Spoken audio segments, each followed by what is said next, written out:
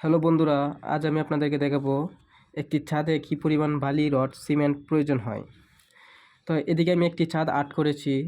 ছাদের দৈর্ঘ্য হচ্ছে 50-60 ফিট এবং প্রস্থ হচ্ছে 50 ফিট এবং ছাদের যে পুরুত্বটা হচ্ছে 5 ইঞ্চি। তাহলে এটাকে আমি হিসাব করতে চাইলে প্রথমে আমাকে ছাদের ক্ষেত্রফল বের করতে হবে। ছাদের ক্ষেত্রফল যদি আমি বের করতে চাই তাহলে আমাকে প্রথমেই দৈর্ঘ্য ইন্টু প্রস্থ গুণ করতে হবে। তাহলে দৈর্ঘ্য দেওয়া হচ্ছে 60 ইন্টু প্রস্থ 50, তাহলে 3000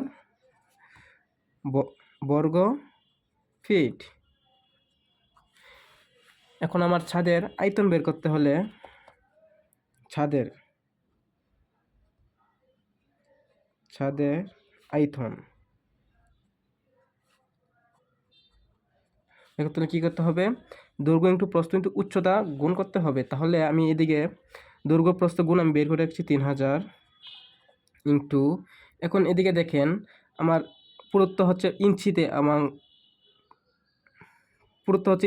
এবং আমার এদিকে দৈর্ঘ্য প্রস্থ দেওয়া হচ্ছে ফুটে। তাহলে এটাকে আমার ফুটে কনভার্ট করতে হবে। তাহলে 12 দ্বারা ভাগ করতে হবে 5-এর। এদিকে কি আসে? 3000 ইন্টু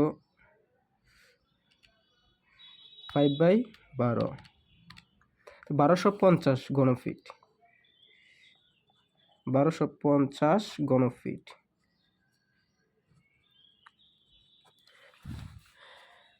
এখন আমাকে এটা হচ্ছে ছাদের ভিজা আয়তন। এখন আমি ছাদের শুকনো আয়তন বের করতে চাই, ছাদের শুকনো আয়তন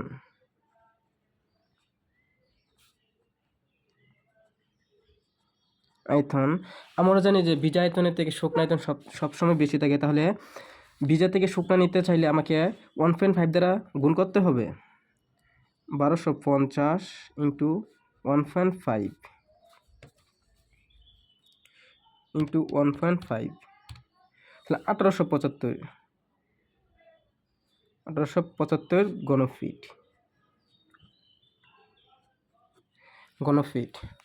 তাহলে এখন আমাকে বালি, সিমেন্ট এবং কুয়ার পরিমাণ বের করতে হবে। কুয়ার পরিমাণ বের করতে হলে এখন প্রথমে আমাকে দেখতে হবে ছাদে কী অনুপাতে বালি, সিমেন্ট এবং কুয়া ব্যবহৃত হয়। আমরা সাধারণত ছাদে বালি, সিমেন্ট, কুয়া ব্যবহৃত হয় 1:2, 4:, অর্থাৎ এদিকে বোঝা যাচ্ছে যে আমি যদি 1 ব্যাগ সিমেন্ট ব্যবহার করি তাহলে আমাকে 2 ব্যাগ বালি ব্যবহার করতে হবে এবং 4 ব্যাগ কুয়া ব্যবহৃত করতে হবে। কুয়াটা সাধারণত ইটের কুয়াটা যেটাকে বোঝা হচ্ছে এটাই। তাহলে আমি যদি সিমেন্ট বের করতে চাই তাহলে প্রথমে আমাকে করতে হবে অনুপাতের যোগফল বের করতে হবে। তাহলে 1:2, 4, তাহলে 7।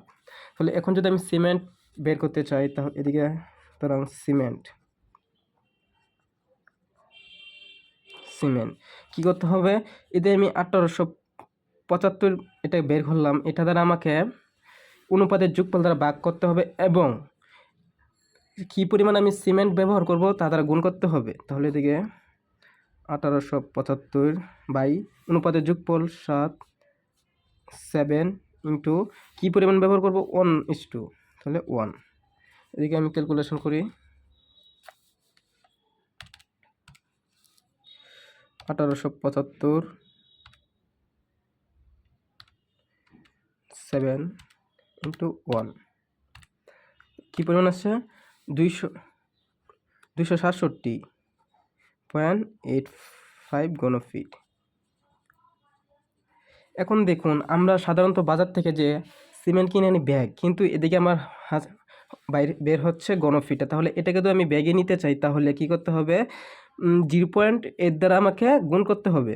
267 ইন্টু 85 ইন্টু 0.8, তাহলে এটা আমার ব্যাগে চলে আসবে ইন্টু 0.8, তাহলে 14.28 ব্যাগ সিমেন্ট। এখন যদি আমি বালি বের করতে চাই, বালি কী করতে হবে? এই যে 1875 দ্বারা অনুপাতের যোগফল দ্বারা ভাগ করতে হবে। তো 1875 অনুপাতের যোগফল 7 এবং কি অনুপাত ব্যবহার করবো? 2:2। এদিকে আমি তো ক্যালকুলেশন করি এখন। 1875 7 ইন্টু 2, তো 535.71 ঘনফিট। 535.71 ঘনফিট। এখন আমি কুয়া বের করব। আমাকে তাই করতে হবে 1875 দ্বারা অনুপাতের যোগফল দ্বারা ভাগ করতে হবে। 1875 অনুপাতের যোগফল 7 ইন্টু কুয়া কি পরিমাণ ব্যবহার করব, 4। এখন আমি ক্যালকুলেশন করব।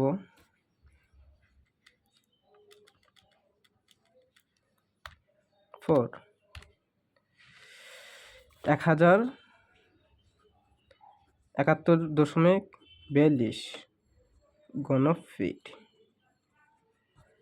এখন আমাকে রড বের করতে হবে। প্রথমেই রড বের করতে হলে প্রথমে আমাকে দেখতে হবে ছাদের কি পরিমাণ।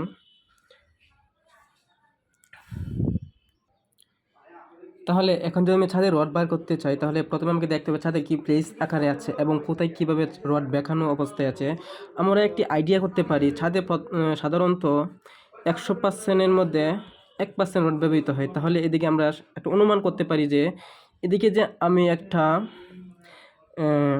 ছাদের যে আয়তন বের করেছি তার সাথে যদি 1/100 গুণ করি, তাহলে কতটুকু রড প্রয়োজন হবে তা একটা অনুমান করতে পারবো। তাহলে রড সমান, আমি এই যে শুকনো আয়তন বার করছি 1250 ইন্টু 1/100। সাধারণত ছাদে 100 ভাগের 1 ভাগ রড ব্যবহৃত হয়। তাহলে দেখুন এদিকে কত আসে, ক্যালকুলেশন করি। 1250 ইন্টু 1/100, 12.5 ফুট কিউব, ফিট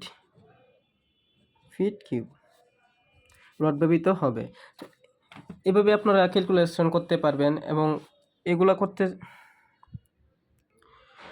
এভাবে আপনারা ক্যালকুলেশন করতে পারবেন একটি ছাদে কী পরিমাণ বালি, রড, সিমেন্ট লাগে। ভিডিওটি যদি ভালো লাগে তাহলে একটি লাইক এবং কমেন্ট করে জানাবেন।